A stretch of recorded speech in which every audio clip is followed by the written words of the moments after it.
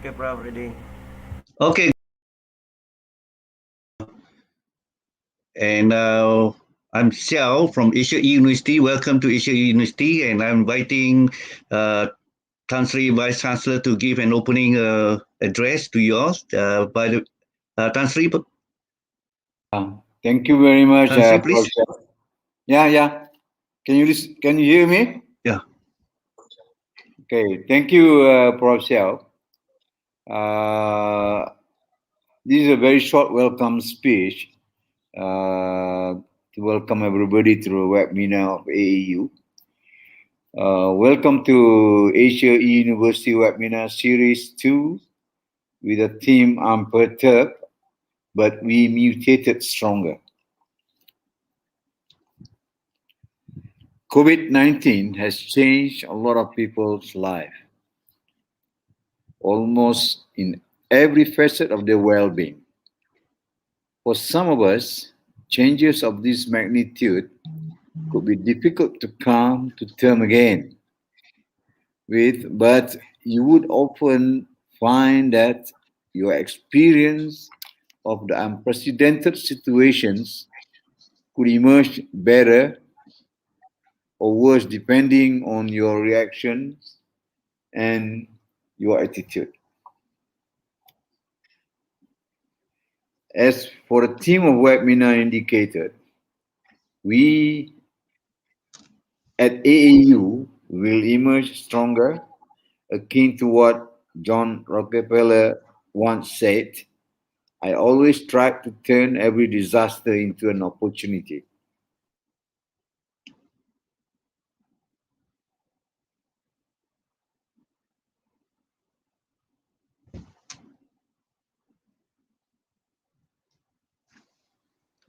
We can't hear you. Oh, Dr. VC, we can't hear Yeah. you. Okay. All right. Can you hear me? All right. We can. Okay. The new learning, the future of jobs 2021, and the university industry collaboration. The speakers of these webinars are well-known doyens in the related fields who are affiliated to AeU. The new normal poses an enormous challenge for leaders in all industries across the world. The ultimate measure of a man is not where he stands in moments of comfort, but where he stands at times of challenge and controversy. Quoting Martin Luther King Jr. Today, leaders face innumerable leadership dilemmas and conflicting demands, and most of these do not have a simple answer. And henceforth, it is timely to discuss the leadership values in time of the new normal. In this webinar forum, we are pleased to have a panel of 3 experts who have the expertise in leadership values to share their first-hand experiences on how to lead in times of new normal. Please welcome the first speaker, Professor Dr. Terence Lovett. Good evening, sir. This is 6:30 in Australia. Professor Terence is an emeritus professor at the University of Newcastle, Australia. He was a visiting professor and senior research fellow, University of Oxford, UK, an honorary professor, University of Glasgow, adjunct professor, Royal Roads University, Canada, visiting professor, Yogyakarta University, Indonesia. Oh, the list is so long. Experienced researcher, managed individually and collectively approximately 2.5 million Australian funded projects, have written scholarly books, including translations, 200 refereed articles and chapters, and regular national international keynote presenter. He's an experienced doctoral examiner 75 plus students to be exact, and supervisor, University of Newcastle, HDR Supervisor of the Year 2017, and he is also a PhD thesis examiner at our very own AeU. The second speaker this afternoon will be Dr. Neil Hawkes, who hail from the UK. Good morning, Prof. Good Dr. morning. Hawkes, good morning to you. Okay. He is a founder of the International Values-Based Trust and its educational arm, Value-Based Education London, UK. A well-known inspirational speaker, educator, broadcaster, an author, and social commentator. He is popular TED presenter. Today, Neil's philosophy has spread into all aspects of society and is known as value-based living. He is one of the V20 task group that is advising G20 leaders about the importance of values to humanity. His best-selling book, From My Heart, Transforming Lives Through Values, celebrates the success of VBE worldwide. Neil's latest book, co-authored with Jane Hawkes, is called The Inner Curriculum, How to Nurture Well-Being, Resilience, and Self-Leadership. Welcome to AeU. Thank you. And our third speaker is Professor Datuk Dr. Tan Yu Chong. Prof. Tan, are you around? Okay. Yes, Tan Sri. Okay. He is a Chief Economic Advisor to Malaysia-China Business Council, Senior Advisor to Salcon Berhad, an adjunct professor at AeU and Industry Advisory Panel at Zaman University, Malaysia. Datuk Dr. Tan has served the public service for more than 25 years in 8 key ministries and government agencies with key positions. Due to his outstanding performance, he was the youngest Secretary General for the Ministry of Water, Land and Natural Resources.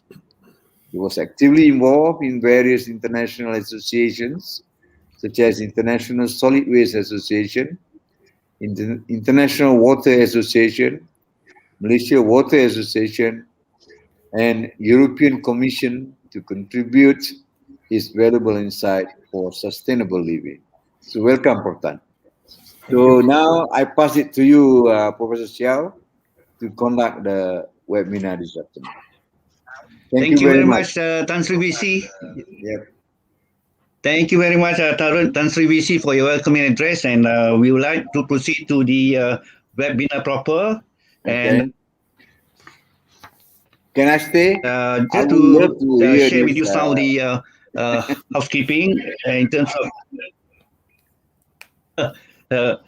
of procedures. I shall present the same issues to the speakers, followed by their responses, and then Q&A.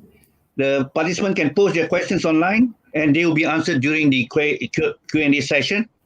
The subsequent questions from me shall be addressed to another speaker on the rotational basis. After all the speakers have given their views, there shall be 5 minutes or 10 minutes of question and answer to summarize the topic for today. It is to be reminded that the webinar shall refrain from discussing any sensitive issues that involve politics, race, and religion. Ladies and gentlemen, for the first 10 minutes, each speaker will be given about 3 minutes to introduce himself and the work, including research that has been involved via short slides presentation. This is to inform the audience of their passion and expertise promoting values in all aspects of life, including leadership. Thank you very much, and I welcome Professor Lovett to start first. And my technical team will assist you on your slides. Thank you. I just have a few slides to really just show where I'm coming from, what work I've done, just so you have some understanding that I'm talking essentially out of a research base. Are those slides coming up? Yep, they are. Okay, Andre, you can move straight on to the next slide.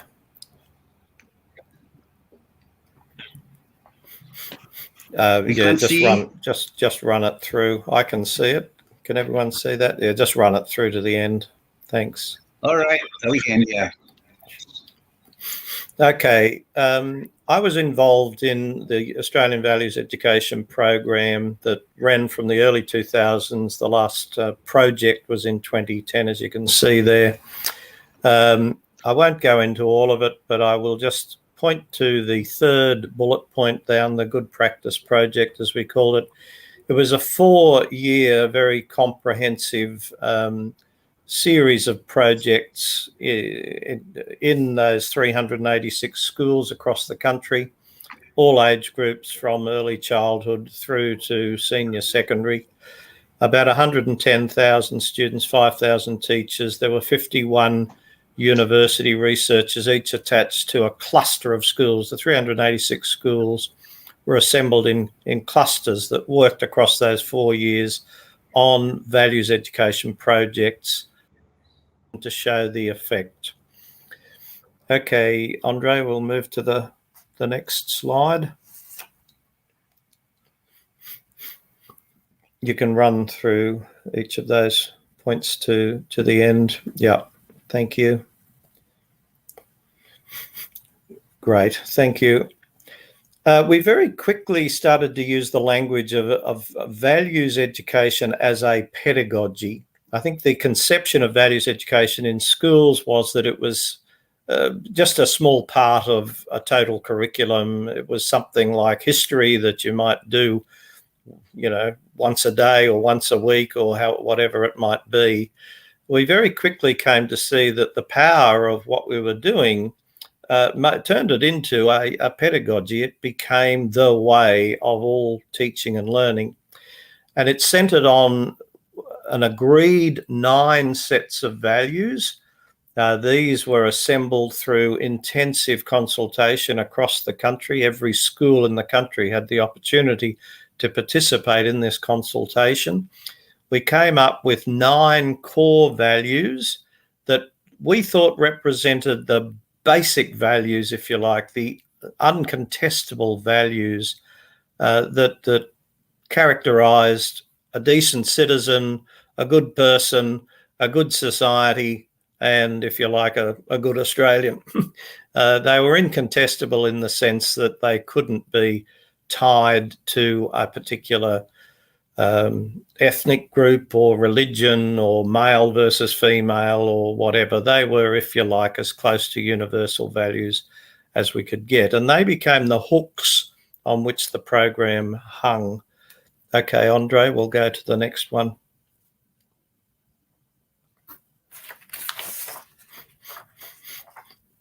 Oh, yeah, you'll just need to go back. That's it. Thank you very much.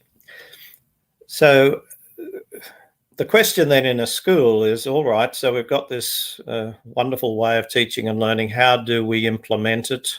There were lots of forums and instruction and training sessions. We came up with the new notion of it being a twofold task, or as we often said, was like 2 sides of a coin to effective teaching.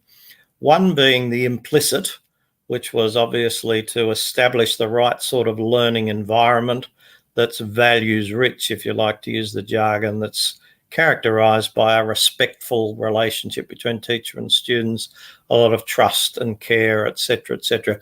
There's loads of research that, quite apart from values education, that points to that as an essential feature of any effective learning environment. But we also talked a lot about the explicit. It's one thing to have the right sort of environment for learning, but it's another thing to focus on what we call the values component of the curriculum content. So rather than just focusing on what education so often focuses on, which is the content and the outcomes and the competencies, which we can then measure, the way we went about unpicking the curriculum content was to focus on the values component, if you like, of the curriculum, so any curriculum. So in history, you're studying the French Revolution. Instead of just learning about the key people and the dates and how many people were killed and all of those sorts of things, what were the values behind the French Revolution? What was it all about? What did it mean to the people of the time? What did it mean to the history of the world, et cetera, et cetera? You get a totally different kind of engagement from students when they can see the meaning of the thing. What's it mean to you? How's it changed your life even 200 years on, et cetera? Okay, Andre, to the next one.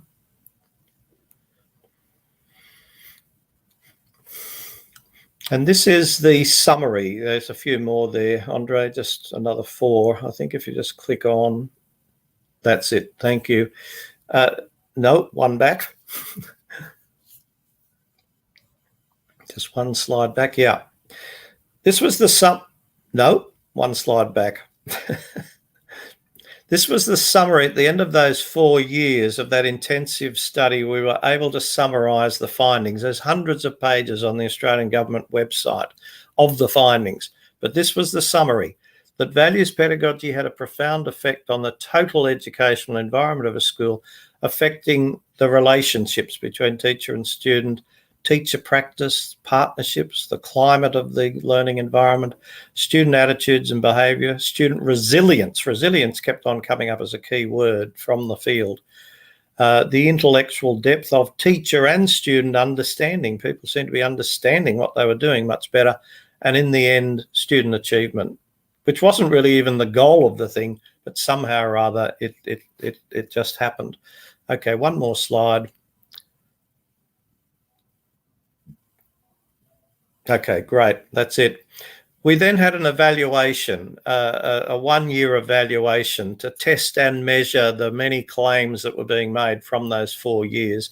And this is part of the summary of that we were able to elicit evidence, quantitative and qualitative, of observable and measurable improvements in students' academic diligence, including increased attentiveness, a greater capacity to work independently, more cooperatively, showing greater care and effort invested in their schoolwork, and students assuming more responsibility for their own learning, which is what any school, university would want to achieve. We were achieving it at superlative levels through the values pedagogy.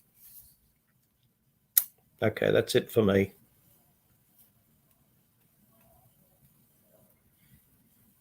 To the second speaker introducing himself, Prof. Dr. Neil Hawks, please. And as usual, Mr. Andre shall navigate your slides. Thank you very much. Thank you, my esteemed colleagues and all those who are watching today. I feel greatly honoured to have been invited to speak with you today. I'm so pleased too to be working today with an esteemed colleague but close dear friend of mine, Professor Terence Lovett, who I've worked with now for many years. In Oxford in the UK, ran a values-based school. It was the first school in the world to be explicitly a values-based school. That means everything that we did was underpinned by a set of normative human values. And Professor Lovett visited my school in Oxford and then invited me to come to Australia on a number of occasions to talk about values work. So that's my background, is as a practitioner, really. I always call myself a teacher.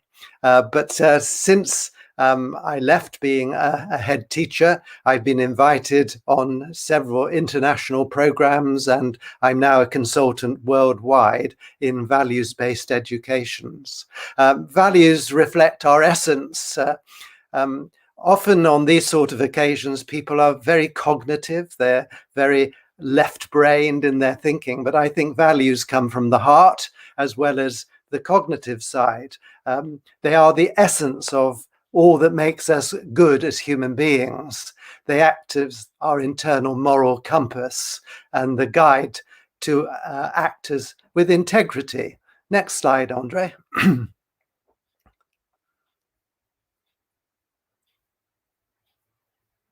These are, going back to my own school, these were our original values, 22 values, because we wanted to give the children an ethical vocabulary to think about, an extended vocabulary, because I had noticed that children were coming to school without an understanding of these words.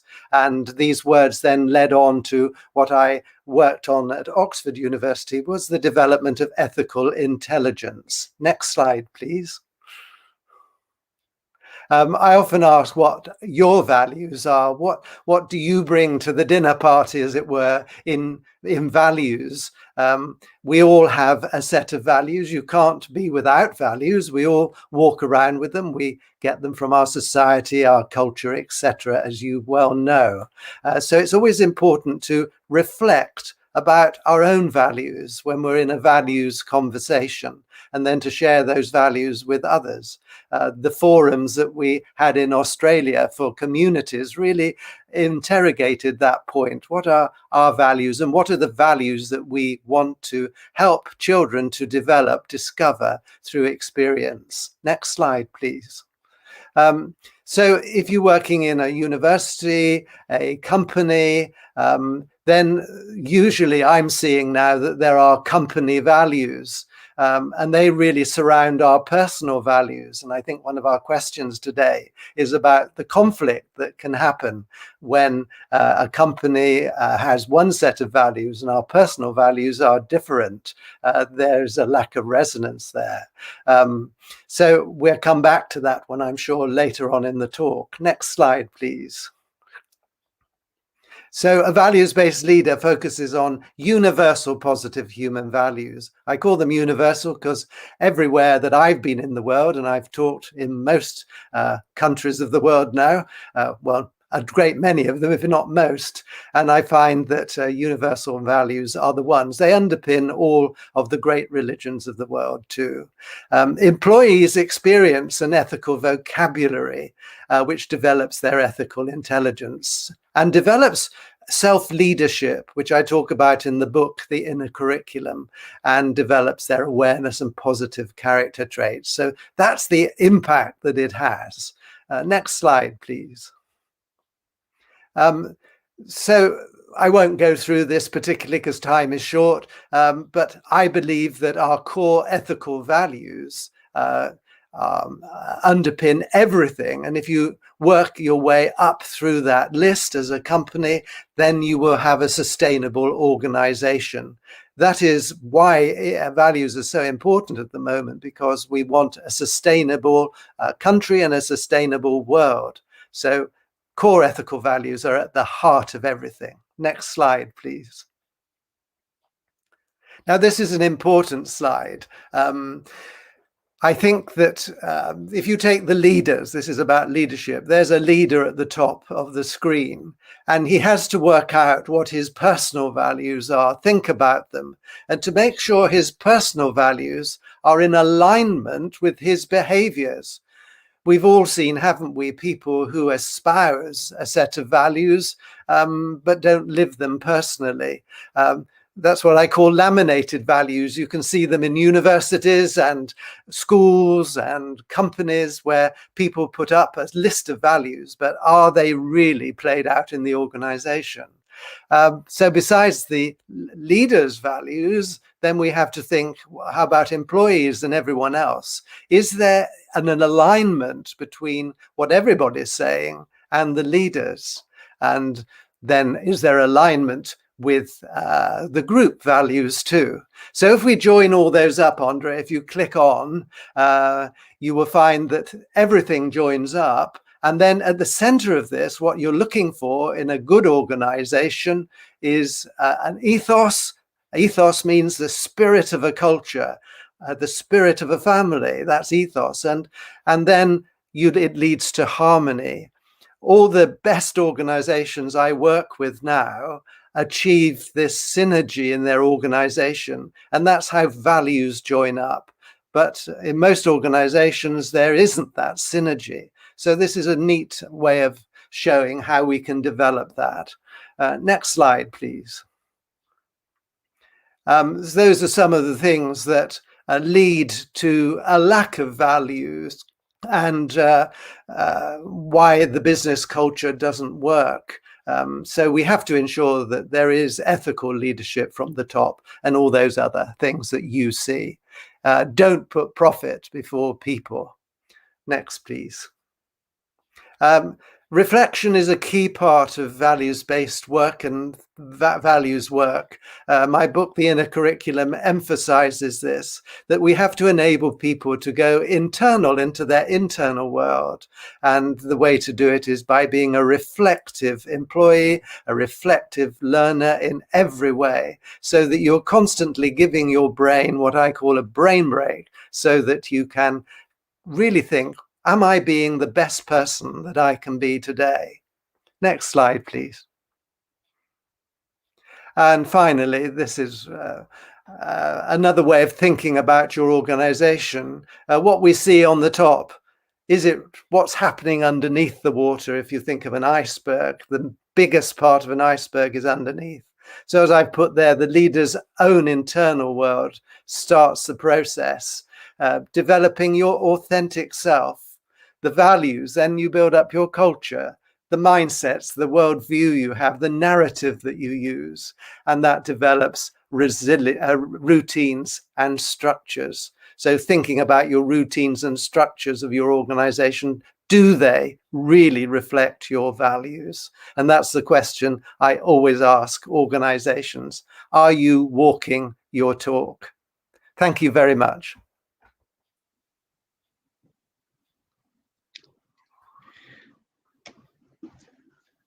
Thank you very much, Dr. Hawks. And we move on to the last speaker, that is Professor Dr. Tan, to share some of your preliminary views of the values and leadership values. Dr. Tan, please. Thank you, Professor Sia. Good afternoon. Tan Sri Nick, VC AeU, and two distinguished speaker, and also respected audience. As mentioned by Tan Sri VC just now, my little bit background. Currently, I am attached to Malaysia-China Business Council as a Chief Economic Advisor and also a Senior Advisor to Celcom Berhad, a public listed company, and few others academic position.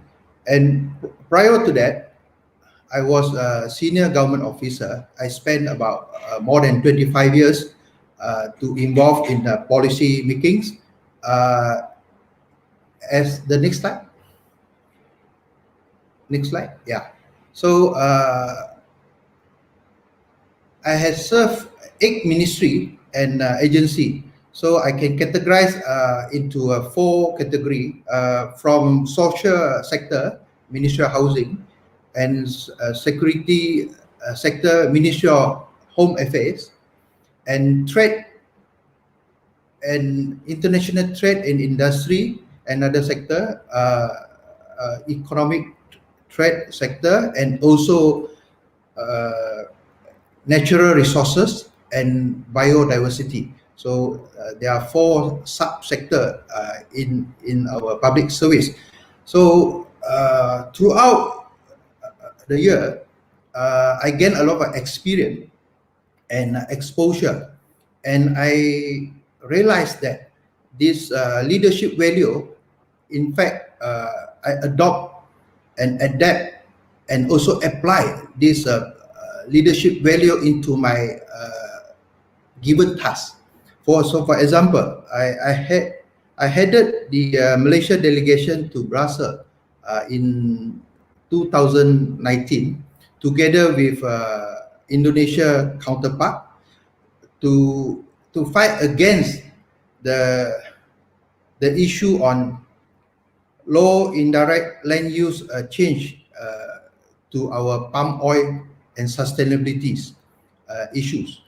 So we work closely with Indonesia as number one producer in the world for palm oil, and we find that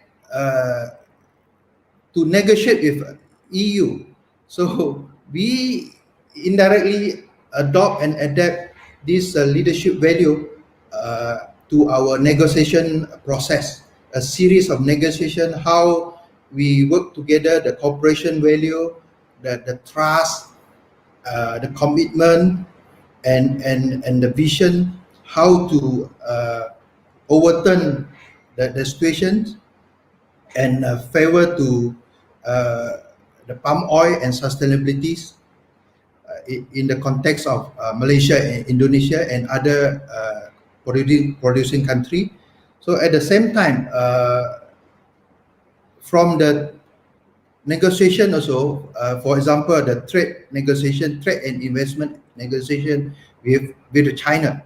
So also another tough process. It's not easy without adopting the strong leadership value and value-based leadership principle. So we are not easy to complete the task as our vision and mission and objective.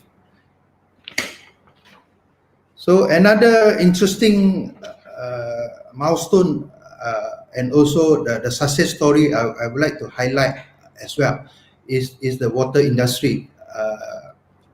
Water industry is one of my portfolio when I was Deputy Secretary General of Ministry of Water, Energy and Green Energy, and also as a Secretary General for Ministry of Water, Land and Natural Resources. So I would like to share more on this, how the water restructuring exercise, especially in one of our state, Selangor. So we spent more than 5 years to conclude the final agreement for the water restructuring industry. So this is again another leadership value. The consistency is very, very important and applied to our negotiation process, and we protect the national interest and also the people interest, because water, as we are fully aware, is a necessity, and also in SDG Goal 7, SDG Goal 2030, Goal 6 is one of the significant goal we need to achieve, and I put a lot of effort and to help and support towards achieving SDG Goal 6, and also SDG Goal 7, clean energy, and goals SDG Goal 12, responsible production and consumption, and last and not least is for the partnership, Goal 17. So all this experience, maybe during the forum, I would like to share more in details, and how to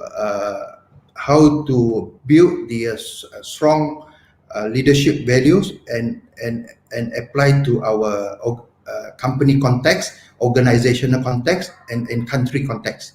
Thank you. From here, we can, from the anecdotes that have been presented, we can depict the mirror narratives of their passions and expertise in leadership values.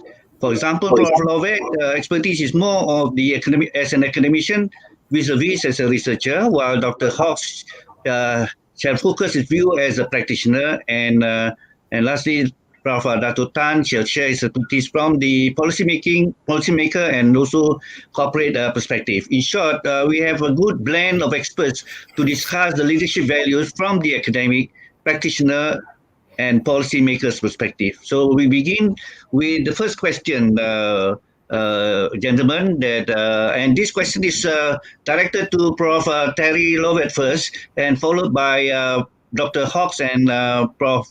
Tan after that. Okay, the question: the attempt to operate operationalize values proved to be extremely difficult, as values could be approached from different perspectives. The terms values, morals, and ethics tend to be very similar, but they are not the same. For the purpose of limiting the scope of our discussion today, it is important to define values and how are values different from morals or moral values and ethics. Professor Lovett, what's your view on this? Yeah, thank you, Prof. Sir. It's an interesting question. It's one that comes up a lot. I wouldn't want to spend too much time differentiating, because I think in common language they're interchangeable to an extent. But it is such a common question that I've actually written a little bit about this. And what I've said is that I think in broad terms, ethics has a sort of a philosophical, theoretical feel to it. Morals are more practical, this is what I do, feel to it. Where values, I think, is the term in common parlance that combines the two. It is what I believe in and what I do. So when I say, if somebody tempts me to do something and I say, look, I'm sorry, but those are not my values, what I'm really saying is I neither believe in that, nor hopefully do I do it, and I'm not going to do it. So it's the combination. Interestingly, I came into values education, values pedagogy mid-career. My job was as a curriculum theorist in teacher education. And anyone who knows teacher education knows that the word curriculum is one that rings all sorts of bells with student teachers. They might sleep through the educational psychology and sociology and a whole lot of things. But when you walk in as the curriculum person, they know you are the what works in real learning settings person. You've got to be on the ball. My interest in values education was, as I showed, I think in those first slides, that it works. But having come into the whole field of values education, I've seen over the 20 years or so a transition, I think. The word has become much more common in day-to-day parlance. I think early on, my sense was that a lot of people thought if you spoke values, particularly in an education setting, you were probably coming from a religious base, or you were just a bit of a goody-goody kind of a person or something like that. Certainly there was in Australia in public education a very vociferous kind of stance that they were values neutral. Anything about values was perhaps for the Catholic school, but not for the public school. Now, I've seen that change hugely over the last 20 years for whatever reason, and quite beyond the school setting. I recall when the Barclays Bank in the UK got into trouble, and Neil will know about this, 10 years or so, for some very, very dodgy, fraudulent kind of practice. And the whole upper echelon of Barclays were sacked. So there was a new chair of the board, a new CEO, etc. And I recall, I think it was either the chair of the board or the CEO coming out with a very strong statement and saying, what has happened here are not Barclays' values. Our values are honesty, integrity, reliability, etc., etc., etc. This was one of the major corporations of the world using the language of values. I recall a local construction firm here in Newcastle. I drove into the university. They were building a new building, and the hoarding was all about this company's values. Our values are integrity and honesty and etc., etc., etc. I think just as I found that values in the school setting is the key to the success of everything a school tries to be, so I sense that more and more corporations, governments, the military, the health systems have come to realise the same, that values are not optional extras, and they, least of all today, distract from the core business. In many, many ways, they are the key to the core business and the success of the core business.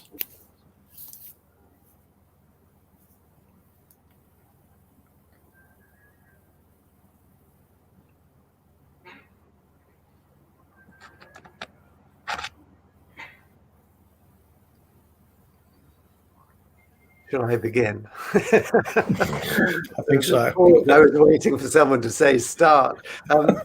Thank you, Terry. You know, having worked with you so much over the years, I just endorse everything that you have just said. Okay, thank you very much, Prof. Lovett, and I would like to see the views of Dr. Hawks.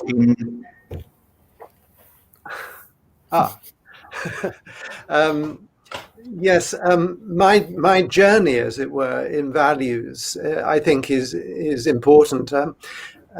I started my life as a teacher, and I was fascinated with curriculum, pedagogy, and how children best learn and how education should resource that learning.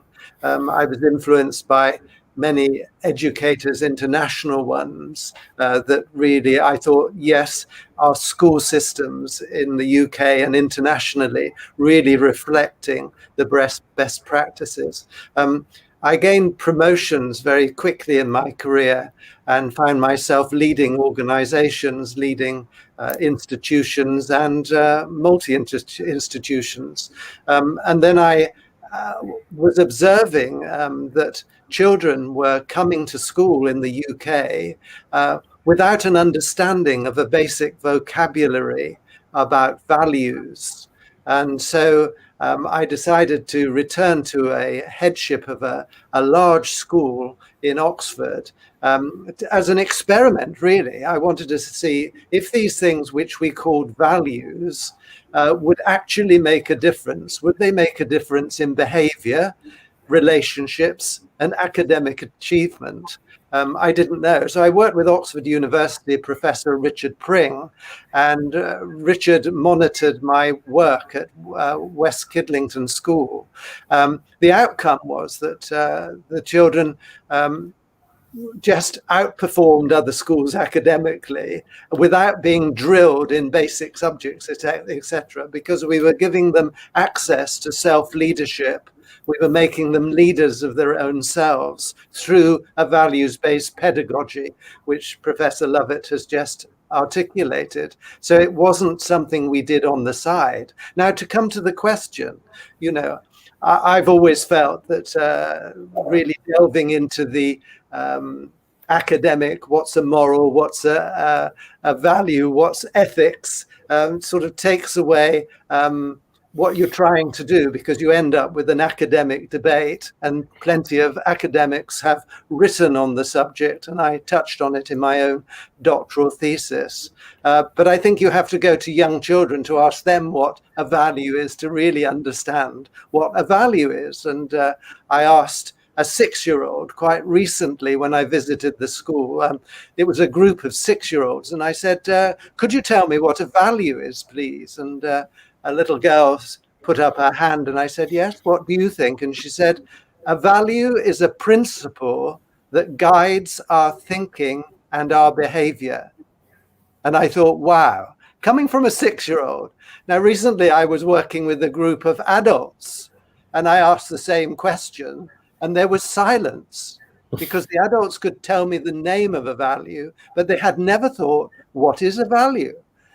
We don't really understand that they are the drivers behind our behavior. That's why I always put at the bottom of an organization, when you're thinking as a leader about your organization, you have to think of that.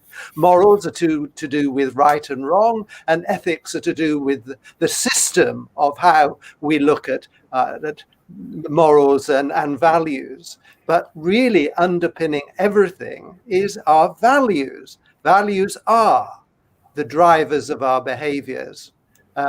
Most of them are implicit in us. We don't realize that we are the way we are. And that's why in a values-based organization, you make them explicit. You say, what are we about? But the key is always saying, well, if we have this value, what does it mean in terms of our behavior? How do we behave? So you model the values, as Shahida, who's just put a note up, has said. You have to model the values in your organization. And that's what schools worldwide are now showing when they adopt a values-based pedagogy. Thank you.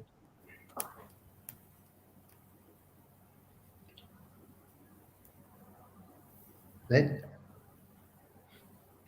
I have to unmute. Okay, thank you very much for your Dr. Hobbs, and I mean like to ask what is the opinion of Prof. Dr. Tan on this dichotomous issues. Yeah, thank you, Professor Xiao. My next slide, there is a slide to share the interchangeably. Mr. Andre, can you navigate the slide? So it's very important to clearly understand and define what is value. As a leader, I observe Mr. in my organization, my organization I headed. So when I took the lead as a head of department or a SecGen, so the first thing I emphasize is to craft the vision, missions, objective, and the shared value to my organization. So look at the diagram here, and also the questions posed by Professor and two other speakers explain from the education perspective. I would like to share some of my understanding and also how important of this clear definition of value. Again, like Dr. Nell mentioned, is a driver, is an inner. Then we must understand and apply and appreciate this leadership value in that, so that how to from the value, how to guide us to make a better decision, better judgment, and also value also able to help us to influence people. How do we influence our colleagues, our peers, and our supervisor? And at the same time, value create clarity.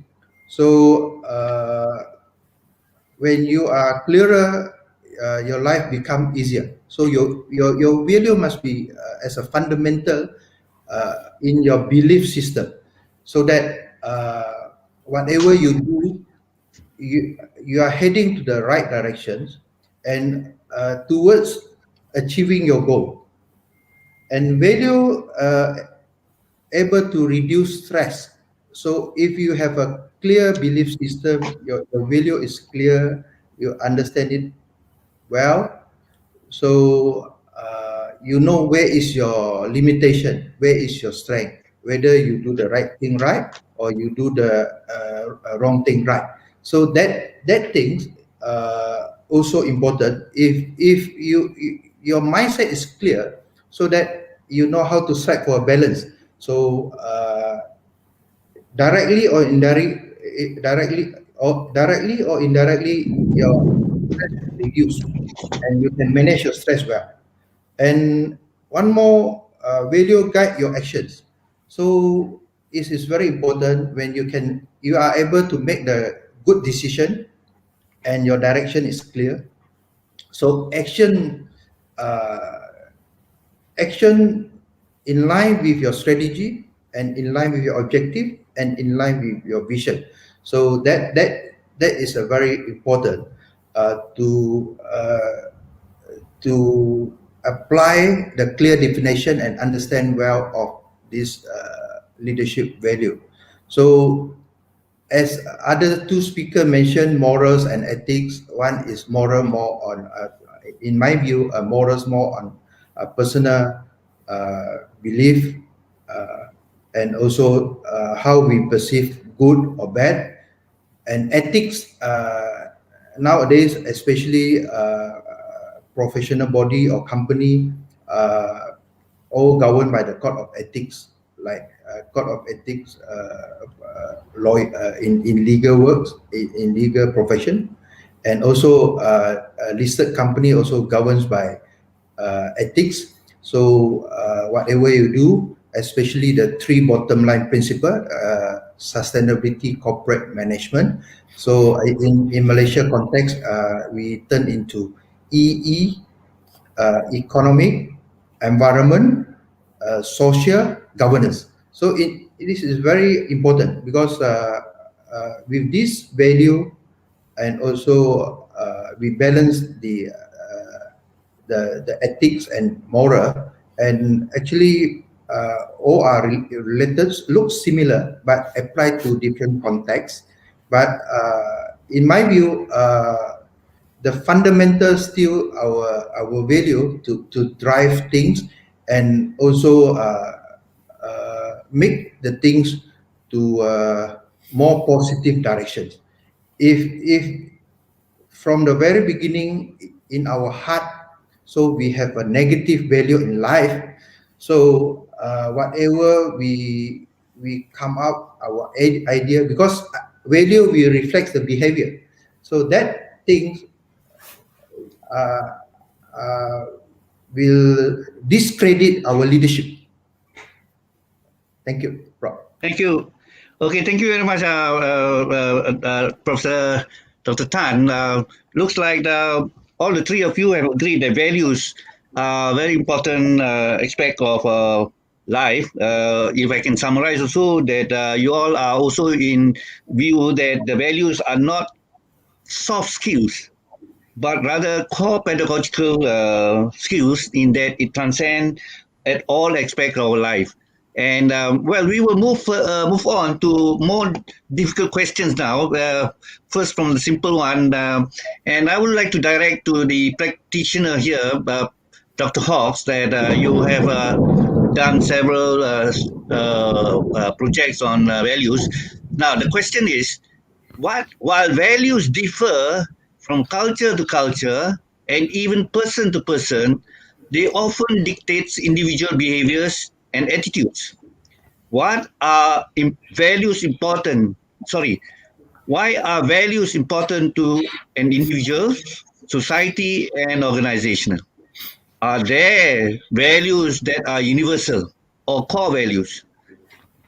If the popular belief says that values are caught but not taught, how can we inculcate values to school children? To you, Dr. Hawks. Thank you very much. Yeah. I suppose the question is about almost my life's work, really. And it's interesting. One part of my life, I was taking a group of teachers on a visit to the Middle East. We visited several countries, and one of the countries, and this is going back a long time now, but one of the countries was Israel that we were visiting. And we visited the memorial to the Holocaust at Yad Vashem. And I remember going into the memorial for the children. And for those who have been there or heard about it, it's like a cave. It's a very dark room. And as you go in, your eyes become accustomed to the lack of light, and you become aware of candlelight. And it is though that you're immersed in hundreds, if not thousands of candles. It's the most moving experience. But then you realize that the candles are being reflected on glass. And so it just gives the impression. But as you are walking around the memorial, the recitation of the children who were murdered during the Holocaust are read out. And walking around that memorial had a profound effect, one of the most profound effects I've had during my life. And when I came out into the blazing sunlight, I could feel the tears going down my face, because I felt, why did that have to happen to children? Children worldwide are the same. They have the same desires, the same feelings. They're human beings. And why did that have to happen? And so I resolved that I was going to do something to help children to develop values that would stop those sort of things happening in the future. How could we take control over the shadow side of humanity, those instincts that don't serve us well? What can we do? And that was one of the main drivers that made me think about, well, what could we do in a school that could help children? And as the children got older, of course, as they're adults, how could they be living a set of values that really would be the ones that would create a world that is sustainable, that flourishes, where humanity can be one, not divided. I've often said that beliefs divide and values unite. If you look at belief systems, they, generally speaking, have a similar set of values running underneath. So if you discuss the values rather than the dogma of beliefs, then you can find that you can be united. So at the school, we introduced what we called values education and later values-based education. And we wanted to see if by teaching the children about values, giving them experience of values, what difference that would make. What would happen if the staff modeled consistently the values? What would happen if you took a value such as respect and you actually showed that respect to the children as they showed it to you? So it was very much a modeling of the values to the children. We were asking questions, well, if we have the value of respect, what does that mean we do? And what does it mean we stop doing? So nobody on the staff shouted at children. Nobody humiliated children. We allowed children to really flourish. And as they became confident, real confidence, self-confidence, in a humble way, really, then they began to articulate the values well. So in an atmosphere of respect, we helped them to develop. We also taught the children, Aristotle's golden mean. When you take a word such as courage, for instance, you're looking for the middle way. You don't want to have too much courage, otherwise that leads to foolhardiness, recklessness. And if you don't have enough courage, then you're going to be too timid. You won't take action. So what does it really mean? And we also got them to think of ethical dilemmas. We're all made up of multi-personalities, and we have aspects of ourselves that are in conflict with other aspects. That's what the psychologists called the polarization of personality. So in those situations, how do we govern our internal world to do the right thing? So very pleasingly, we showed that working in this way with values with the children had enormous effects. And what was so encouraging was it not only had effects on the children, but it went into the community. The community liked what they were seeing. They became interested in values. So the language of values became a part not only of the school culture, but of society outside. So I'll stop there from a practitioner's point of view. Yes. Thank you. Yes, that was exciting. And what about you, Prof. Lovett, from your own perspective as a researcher? Just addressing a couple of the sub-questions there. One, in what you spoke about, was, are there values that are universal? As I said in the early slides, we were at pains to try and come up with values that were immune to the criticism that these are just, if you like, white, middle class, Anglo-Saxon, Christian kinds of values, and everyone else is going to be disenfranchised. There was a lot of criticism of the whole program when we were getting it going, on the basis that inevitably coming out of, government and all the rest of it, that's what we'd end up with. That's why we went out to the stakeholders and took a long time consulting and came up with that list that I showed at the start that showed, I think, that those were, pretty close to universal values. Australia is one of the most multicultural, multi-ethnic, multi-religious societies on earth. So it was quite a challenge, and we could have founded on this, but we were at pains not to, and I think we showed that those were universal values. I don't recall anybody at any time in all of the consultations and all of the forums and all the feedback that we got ever saying, well, I don't believe in compassion. I don't believe in care. I don't believe in integrity. I don't believe in respect. I don't believe in trust. I don't believe in care. And as Neil said, I think if we could just get the whole world forgetting for a moment about dogmas and ideologies and all of those things that divide us and looking to the things that unite us, I think we'd find they are around values. I have been to every continent. I've been to a lot of countries. I've been across all sorts of cultures. And I find the good people, if I can put it that way, the people who are trying to unite, the people who want peace, the people who want harmony, they subscribe to the same sorts of values that I subscribe to. The other quick one that I'll address is values are caught and not taught. What do I think of that? I don't believe it.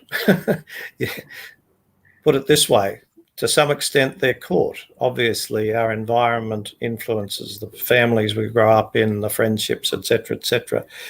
But can they be taught? Absolutely. And that's what a school is there to do. As Neil said, giving people the vocabulary I recall going into a school, one of our values schools, and the head teacher telling me about her first day in the school when she saw 30 children lined up at the head teacher's office, all there for some disciplinary reason. And she said, why are they all there? And she was told there's always about that number there. And she worked through and she came to this little guy who was about 8 years of age. And she said, now, what did you do? And he said, I hit Johnny over the head. And she said, no, that's not a very respectful thing to do, is it? And he said, what's that mean, miss? There's the start of teaching values. If they don't know the language, well, how on earth are you going to teach them the behaviour? Once they know the language and what it means, then you're on the road to teaching them about the behaviour. Values are caught and taught. Thank you very much. Okay, so we move on to Prof. Dr. Tan. What's your opinion on this from the corporate side? No? Yeah, in my view, from the corporate side or from the ex-policymaker perspective, I find that leadership value are important because they help to determine how you want to achieve your goals and what type of leaders you want to be. And your core leadership values play an important role in guiding how you make decisions and what action you take on daily basis, and also help you to grow and develop both personally and professionally. And having a strong set of core value as a leaders helps to build respect, trust among your team. This create the foundation for you to influence your team and also your organization. In this context, if we look at the society and also the organization, the important value to enhance the performance and also the personal goal all are interrelated. We can say nowadays people are chasing.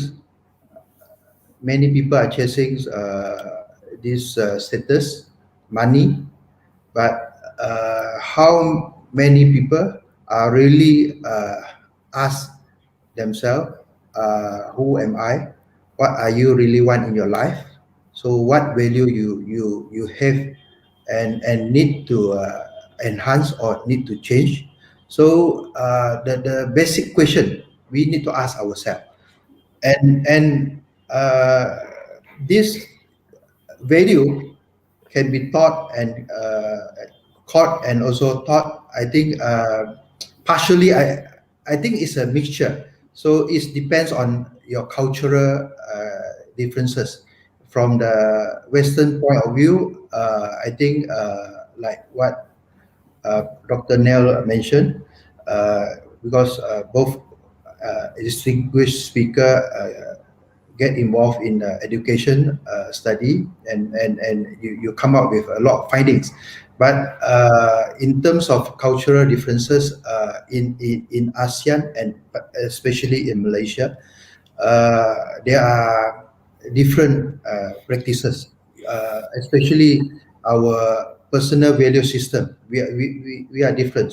So how we come up with our education system, our syllabus. So I think back when I was in a primary school.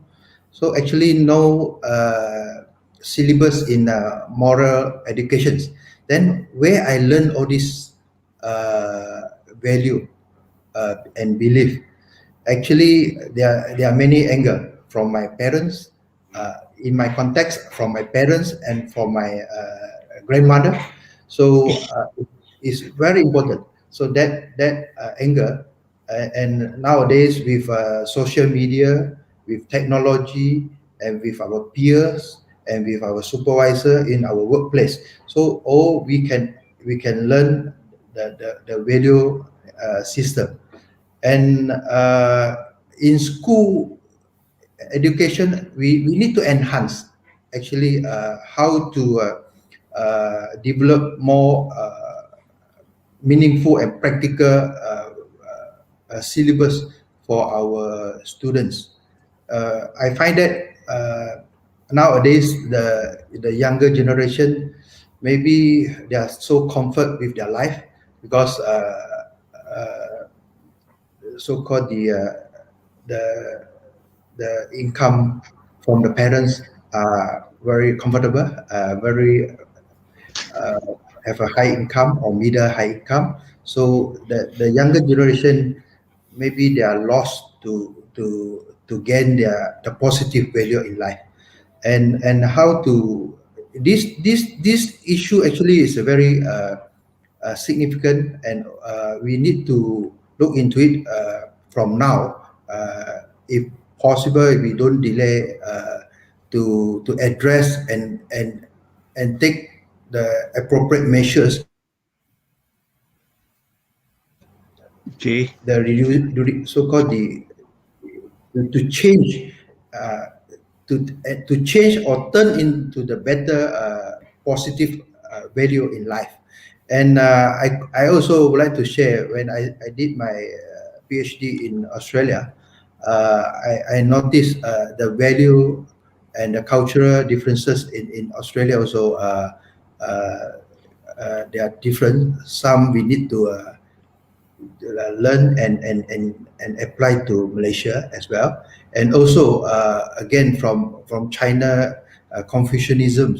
So that in fact there are high values we need to adopt and adapt to our module, especially our education and syllabus. So it's a very noble value with China 5,000 history in the world. So whatever good and the strength we can adopt from everywhere actually. No limit. So it's good for to our next generation. Thank you. Okay, thank you very much, Dr. Tan. And well, I can summarize that you have disagreed with me that values cannot be taught. I mean, cannot be taught but taught. But I think I now beginning to take it from you, from three of you, that they are both can be taught as well as taught, and there's also such thing as a common universal values, as what you mentioned. We are running short of time, and I would like to pick up only one question, which is directed towards Professor Hawke. Dr. Hawks. Okay, Dr. Hawks, as seen here, one of this from Sharifah Baya, one of my favorite books is All I Need to Know. I Learned It in Kindergarten by Robert Fulcrum, in a way exposing the values learned at kindy. I'm now at the from the tertiary education background, and there's a long way from kindergarten. If there's time, could you and Prof. Lovett perhaps share your thoughts on how tertiary education practitioners could return to the basic in incorporating values in the tertiary teaching and learning environment? Okay, up to you, Dr. Hawks, and I can see that you like the book too. I do. I love that book. Sharifa, I think you put your finger on something, and I have learned most from a pedagogical point of view from early years practitioners. I think early years practitioners throughout the world, I have learned the most about teaching and learning. One of my own favorite educators is Sukhum Lenski, who was an educator in the 40s and 50s in the Ukraine. His book, My Heart I Give to Children, was an incredible book in which he looked at how you actually induct children into understanding their environment and how you navigate that process with them by introducing them. I always feel that if more adults had had one of those rich early years experiences, they wouldn't then do the sort of things they do later on in their lives, because they would be more attuned to the natural world. So the question was about tertiary education. I think there needs to be a huge revolution in tertiary education, a peaceful revolution, but a deep understanding about how human beings learned. One of the things I haven't mentioned is that when I started being explicit about values education, I didn't have the research of neurobiology, neuroscience at that stage. And it's very interesting to me now how I've made several friends of neurobiologists, and they say, Neil, what you were doing with the children is absolutely right as far as we're learning about the brain and how the brain functions. Teaching children about, for instance, the limbic system of their brain and how to take control of that by recognizing the power of the prefrontal cortex. These words may mean a lot to some of you, nothing to others, but we're now teaching children of 7 and 8 years of age to understand the inner structure of their brains. And that leads to this massive understanding and control of yourself. Education systems traditionally have been about giving knowledge to young people and making them learn. The old systems that were put out by the British Empire and other empires, which were totally wrong, really. And therefore, we need to really think about what education is. I would like to see a huge debate in every country, a national debate about, in post-COVID times, what does education really look like? What is it about? The problem is we've got so many vested interests in the current system that it's very difficult to actually shift it. So yes, there does need to be movements. There are great examples of systems changing in tertiary education. Hope University in the UK, for instance, and I know of others in the world. So there are things happening, but we really do need to think. And something that about values and behaviors is that we should always, when we're thinking of our own self, we should think about how we actually are not, what was I saying here? Yeah, no hierarchy of relationships. If you can have an organization in which there is no hierarchy of relationships, only a hierarchy of roles, so everybody knows what role they're playing, but everybody is equal. Once you have equality in an organization, then the leader, coming back to leadership values, you release the creative dynamic of everybody in your organization, because people are then free to let their creativity show. So that's a long way of answering that question, but I hope I did it. But thank you for the question. Thank you very much, Dr. Hawks. Unfortunately, we are running out of time, and I wouldn't be able to share the same questions with the rest. So we have 10 minutes left with 2 questions, and Dr. Hawks has given me an ultimatum in that by 6 o'clock it should be over, unless you have some leeway time for us, Dr. Hawks. 5 minutes over. Yeah. Okay, so let's now move on to the third question, which is directed to Prof. Dato Tan, being a policymaker and researcher. The question is, research findings indicate that leadership values can have a significant impact on your organization and the people who work for and with us. What are the leadership values to become a better leader? If your leadership values lie at the intersection of your personal values and your company values, and if conflict exists between both values, what is your advice to the leader in making decision? By the way, Prof. Tan, this question has also been asked by another person, and I think you shall be able to answer both this question and the audience question. Thank you. Thank you, Prof. Xiao. My slide, Andrew. There are 2 slides I would like to. Dr. Tan? Yeah. So please unmute. Prof. Tan? Yeah. Please unmute. Prof. Tan, we cannot hear. Please unmute. Okay. Can you hear? Hello? Yeah. Can you hear me? Yeah.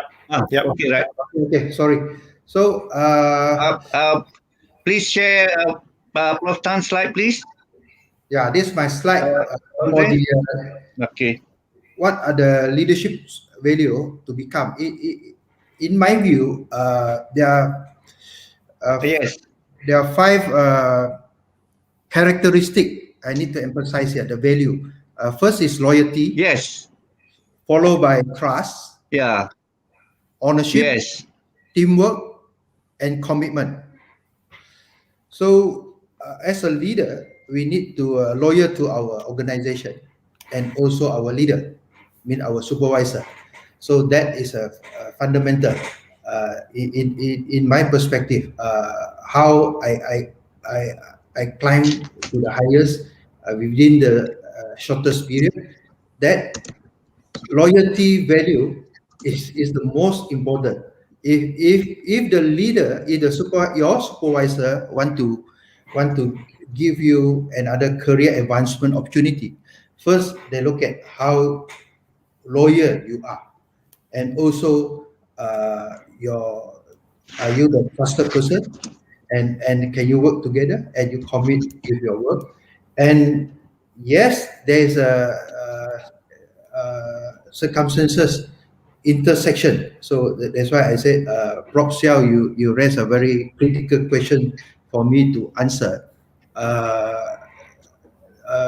Do we want to follow against our personal value, and at the same time the instruction given to you is a lack of integrity, not protect national interests, and how are you going to overcome this? So normally my approach is I listen first to my supervisor, then I take note whatever instruction, but I will try to find more evidence and substance to go for the second meeting. I don't in our context here. Normally we don't directly say no to boss. The boss is always right, but we must be so-called very tactful, diplomacy to handle this type of intersections issues. Then we go back second time, maybe after 1 or 2 days, or then we explain, we compile more evidence, then we realign the instruction to the right value, For example, we must ensure the integrity of the instruction, and at the same time to protect our national interests. So with that method, I find that is a good approach and solution, because when straight away we object or we decline our boss request, so in our context here, he may lose face. So to mitigate that, so we need to use this approach to make the thing more smoother the things, and at the end we can realign the situation to the right path, and ultimate aim, what we want to do, we can achieve our vision and missions, and at the same time upholding the high value of the organization. For instance, Selcom Berhad, I'm the senior advisor here. So again, just now, Dr. Nell, you highlight the thing on the hierarchy.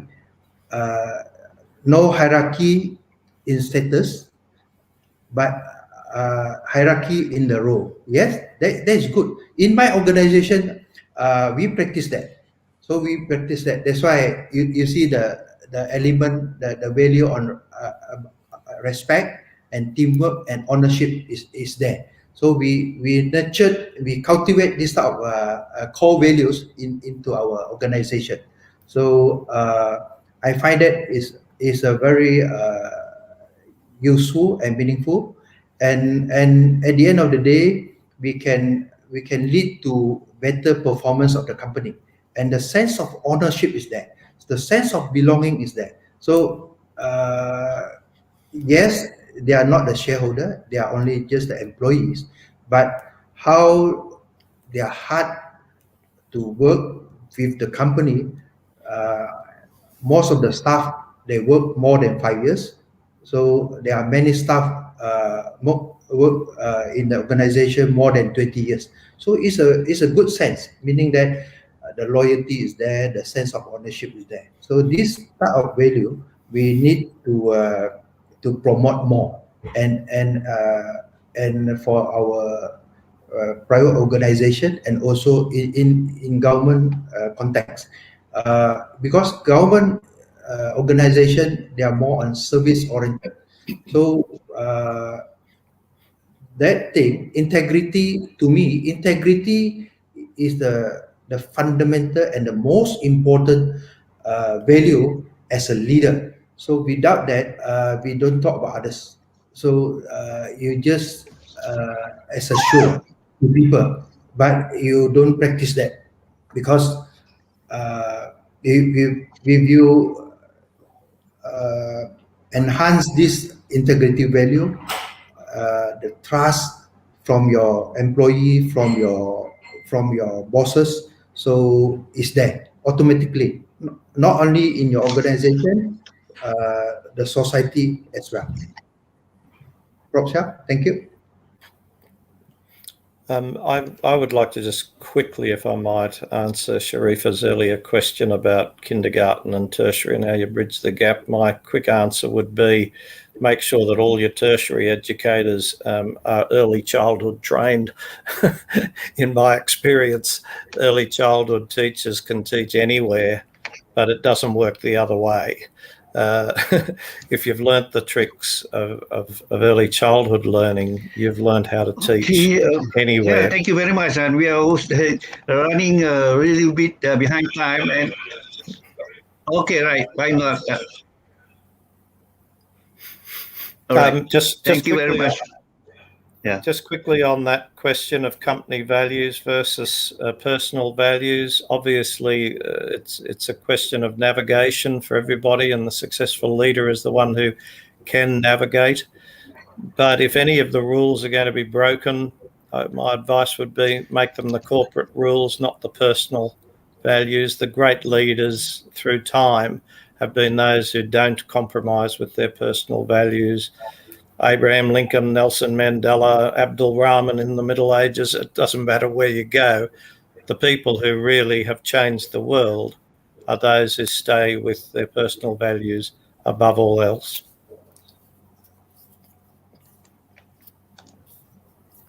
All right. Okay. What about you, Dr. Hawks?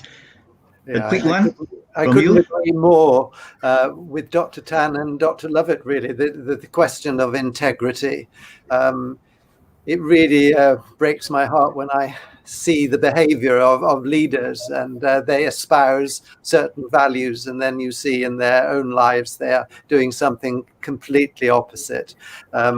So integrity is so important, but also humility and compassion. A lot of these words I term as super values, because you only have integrity if you have some of the other values working alongside you. And I'll finish by saying I was visiting a school recently, and a group of children were doing an exercise working out which values were the most important to develop. And I looked at them, and this little group had put a lot of values in a circle.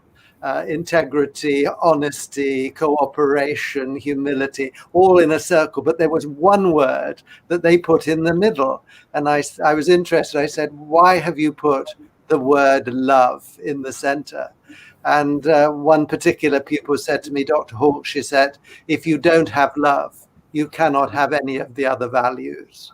And finally, I recently read a letter from Einstein that was written to his daughter, Liesel. And he asked for this letter not to be published until long after he died, because he said it wouldn't be understood in the academic world. And what he said in his letter to Liesel, he said, my theory, which is E equals mc squared. Well, instead of E, which is energy, I would put L for love, because in the future, people will find that it is love that actually is the energy of the universe that actually will enable humanity to flourish. Thank you.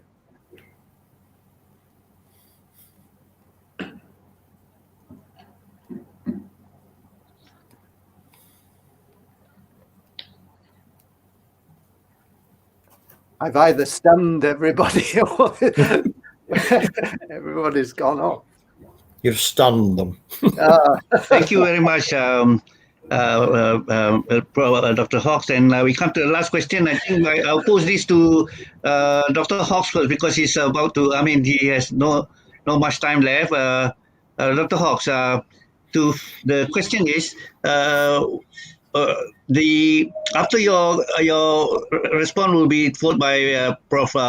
Lovett and Dr. Tan. The question is, to face the challenges during and post COVID-19, how leadership values plays an important role. To what extent leadership values recalibrate and optimize organizational or company's resilience? To you, Dr. Hawks.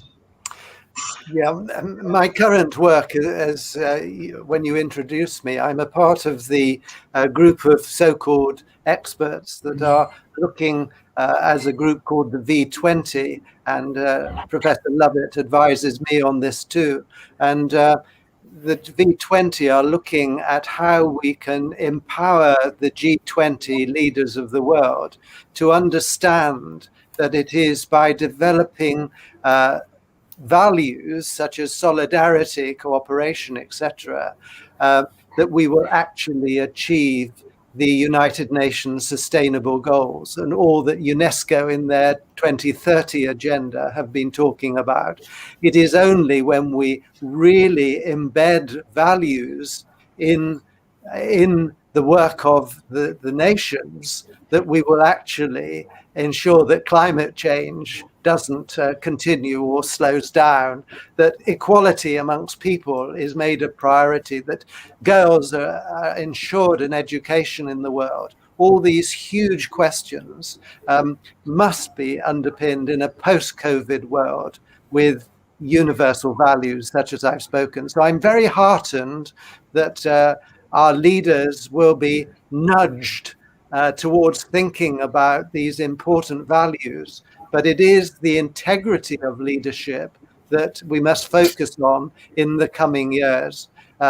We cannot any longer, because the world is in a sense so small now, communication is so quick, we're coming into the next industrial revolution, the fourth level, which is the where robotics and all those things come in. We've got to do something about ensuring that humanity works from these values, and that we don't say one thing and do another. So we must hold our leadership to account in a way that we've never done before from a values point of view. Thank you. Thank you, Dr. Hawks. And if you have not much time left, you are allowed to leave us for your own. I'm all right for a few minutes. All right. So we move on to Professor Lovett. And sorry, I'm having problem with the Wi-Fi because of the thunderstorm here. Okay, Prof. Lovett. Yeah, well, look, very briefly, I think the COVID era has exposed good and bad leadership. And if I could simply, without naming names, suggest that the leaders who have navigated well us through COVID are those who clearly have prioritised the good of their people, and their people know that, their people understand that. Those who have prioritised, economic benefits and the material over the good of people are those who have led their countries into disastrous situations. In a way, no one can be blamed for not seeing COVID coming. It caught us all unawares. But I think it exposed very quickly those leaders whose priorities were about economic good, who treated their people as fodder, if you like, for economic good, and those whose impulse was to care and protect their people. Those are the countries, by and large, who've come through this much, much better. Yeah. And there's a lesson there for all leadership. What about you, Professor Tan? Yeah, there's Andre. There's my last slide to share. Last. This one. So to answer your questions, Prof. Xiao. Yeah. Okay, staying relevant is the biggest challenge in both sector, public and private sector. So business as usual. Look at the current situation now. The public health issues, COVID-19 pandemic, and also the climate change issue. They are the two most critical global issues. So we need to overcome, and there are measures to overcome it. That's why we must the business, how to run a business and how to improve the public service delivery. We need to be adopt the value of agility, dynamics, and public engagement. So no more business as usual, and if possible, we urge the government to issue the fast track approval for the investor to enhance trade and investment. So, for example, one-day approval or immediate approval for some of the application, and also recently one of the top in China. So I promote this single window custom clearance. So 2 countries, just 1 clearance. So that will expedite the trade activities for importing and exporting country. So that in RCEP agreement we signed last year. So there are 15 countries signed the RCEP agreement to promote the regional integration economy. So this is one of the so-called the benefits besides the reduction of the import tariff, and to how to enhance or expedite the trade facilities and activities, and also the intellectual property rights. There are 20 chapters here. So due to time constraint, I can't explain one-to-one. And besides that, this as a leader, so we require to adopt continuous improvement and lifelong learning. So that is always my practice.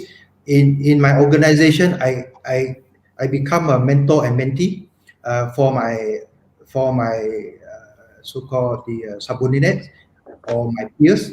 So we always exchange view and make sure we are in line to the shared value and also the vision and mission of the organization.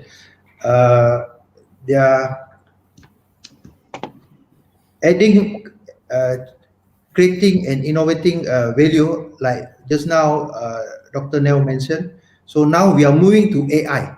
So AI 4, Revolution 4. So a lot of things we can use technology to help us to optimize our company or organization performance and resilience. So if we use AI to increase the productivity, improve the service delivery to our clients. And leaders with a new mindset understand leadership value, and this is very important as a driving change in this 21st century, and who can plan effectively, think creatively, and act quickly. So not only that, I always mention in my forum, there are 3 important elements here. First, we must have a strong political will, and followed by the institutional reform and effective execution. So to face the challenges, so if we can work together and implement these 3 important principles, so we hope we can create more activities, more constructive activity, and better performance for our own organization. And leader for change with a clear sense of direction, vision, and mission, that is a must.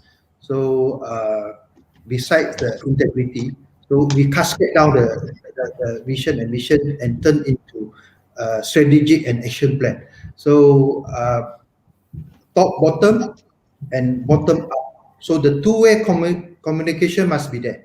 So with just top, bottom, without the clear understanding and clear message received from the bottom, the employees, we can't achieve the vision and mission of our organization. And value-based leaders needs to have the right value to guide their actions and optimize organization performance resilience. With all these elements, and also the strong political view, as I mentioned, the 3 principles, I strongly believe we can achieve to organization performance resilience. Thank you. Thank you very much, Dr. Prof. Tan. And we come, due to constraint of time, we have come to the final part of the, the conclusion of the webinar. And in short, I can summarize that values are important in our life, and we have common core ethical values, and values can be taught as well as taught. Therefore, we need to support the value education program, and also it is also important in the organization to have a value. And with that, I would like to Prof. Tan Sri, Vice Chancellor, you have opening remark. You have one closing remark, Tan Sri. I can't hear you, Tan Sri. Please unmute. Okay, can you hear me? Yes, Tan Sri. Okay, it's a thunderstorm here too. Yeah. So I enjoyed the webinar, and I think although I've left the subject matter for a long time, but I still understand what you guys are talking about. By the way, I'm not a management guy. I'm not an education guy. I'm trained as an economist. So we are always looking at the benefit cost analysis. Wherever we have benefit, we go in. We tend to reduce the cost, and then, well, that's what capitalists say: make a lot of profit. Okay, but anyway, thanks a lot, guys. I learned a lot, as I said. But one thing that come to my mind in this 1.5 hour session is that there was nothing wrong with the education system, because it was there since the beginning, and it is a mechanism that bridges the value system and the morality and the behavior. It actually, we are trying to basically change and enhance the understanding of the value-based education system so that we live in a better world. That's all. Thank you very much. Thank you very much, Tan Sri, Vice Chancellor. Okay. And also, Okay. I would like to, on behalf of the university, I would like to thank all the speakers who have spent more than 1.5 hours with us, especially to Prof. Terence Lovett, who is now in the wee hour in the evening, right? And Prof.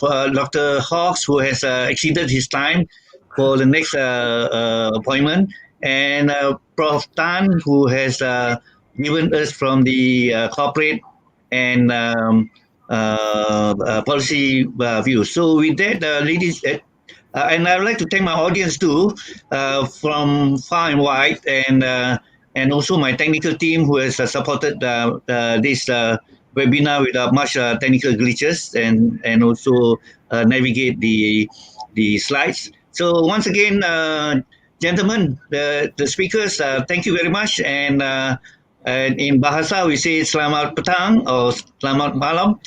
And thank you again to all, and see you again, and stay safe. Thank you, Tan Sri. Thank you. Thank you. That's Bye. it. Thank you all. Thank you. Bye. Bye.